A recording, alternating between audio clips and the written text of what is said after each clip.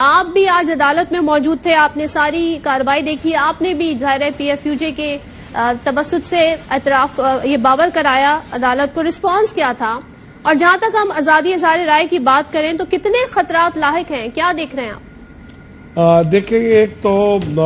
جو آپ نے اپنے ابتدائیے میں فرمایا اور جو ویژول آپ نے سکرین پہ دکھائے، میرا خیال ہے موجودہ حکومت کے لیے آئینے کے طور پر یہ کافی ہے، کیونکہ جب ہم سابقہ حکومت کے دوران پیکا ترمیمی آرڈیننس کے خلاف عدالت میں تھے، فٹ پاتھ پر تھے، تو یہ پوری پی ڈی ایم کی جماعتیں ہمارے ساتھ فٹ پاتھ پر بھی موجود ہوتی تھیں اور عدالت میں بھی موجود ہوتی تھی۔ ایون دین کہ جب ہماری پٹیشن زیر سماعت تھی، میں اور ریکارڈ یہ کہنا چاہتا ہوں، چیف جسٹس اسلام آباد ہائی کورٹ اطہر من اللہ صاحب کی عدالت میں پی ایف جے کی پٹیشن تھی تو وہاں موجودہ وزیر اطلاعات، وفاقی وزیر اطلاعات اور نشریات جو ہیں پی ایم ایل این کی جانب سے ایک پٹیشن لے کر گئی، انہوں نے پٹیشن فائل کی۔ پاکستان پیپلز پارٹی کی جانب سے جناب فرت اللہ بابر صاحب پٹیشن لے کر گئے، لیکن اسلام آباد ہائی کورٹ کے چیف جسٹس اطہر من اللہ صاحب نے ہماری پٹیشن کو تو انٹرٹین کیا، لیکن ان دونوں کی پٹیشن واپس کی، ریجیکٹ نہیں کی۔ انہوں نے کہا جی آپ دونوں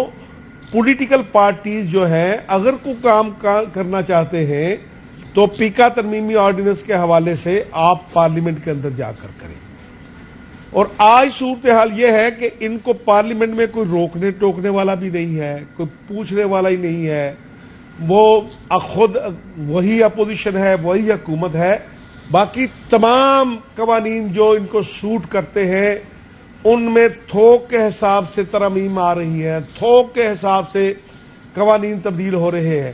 لیکن جو جرنلسٹوں کے ریلیٹڈ قوانین ہیں جن کا انہوں نے وعدہ کیا تھا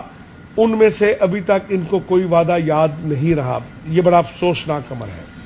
اب اس کے ساتھ آج جو پٹیشن تھی، آج جو پیشی تھی، یہ پاکستان کی تاریخ میں پہلا موقع ہے کہ ایک ڈائریکٹر نیوز کو اس بنیاد پر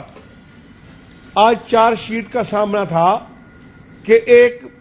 سیاسی جماعت کے رہنما نے ٹی وی چینل پر بھی پر دیا تھا،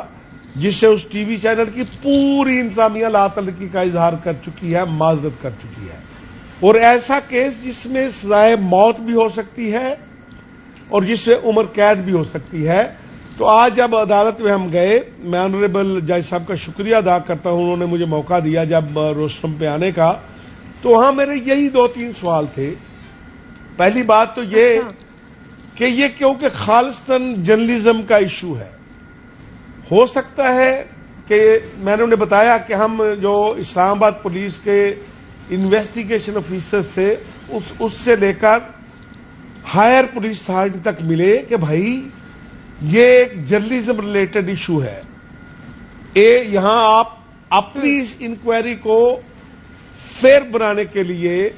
عماد یوسف کو انصاف دلانے کے لیے ضروری ہے کہ آپ 4-5 میڈیا ایکسپرٹ کو بلائیں، وہ آپ کو بتائیں کہ بیپر کیا ہوتا ہے، اس میں نیوز کاسٹر کا کیا رول ہوتا ہے، اس میں ٹیلی فون آپریٹر کا کیا رول ہوتا ہے، تب آپ جا کر کسی نتیجے پر پہنچ سکیں گے۔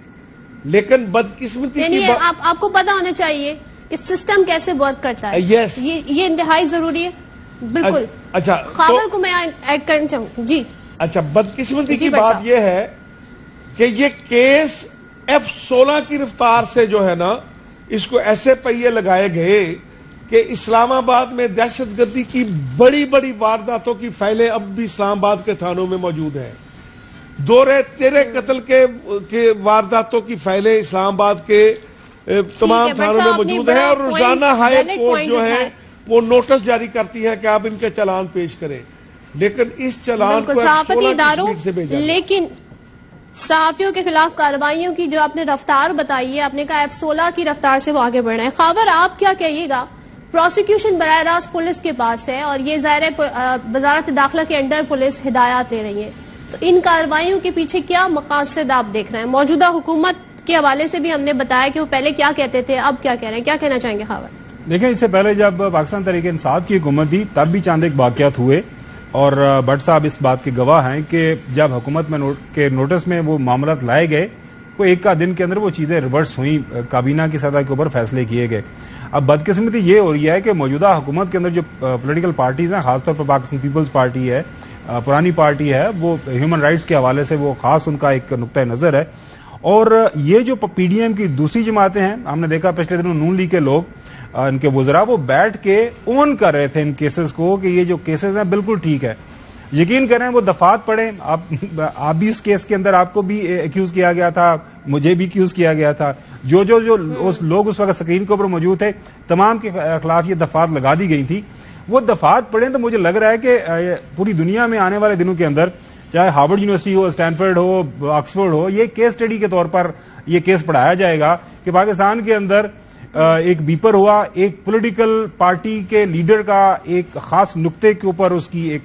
کا تبصرہ تھا، اس کی ایک اسیسمنٹ تھی. بالکل ہم نے اپنے آپ کو اس سے علیحدہ کیا، وہ ایک متنازع بیان تھا، ہم نے فارمل سٹیٹمنٹ دی، لیکن اس کے باوجود 120 120 124 124 500 501 وہ تمام دفعات لگائی جا رہی ہیں جن کی سزا بالکل آپ نے ابھی سارا ایکسپلین بھی کیا کہ وہ عمر قید سے لے کے سزائے موت تک ہے.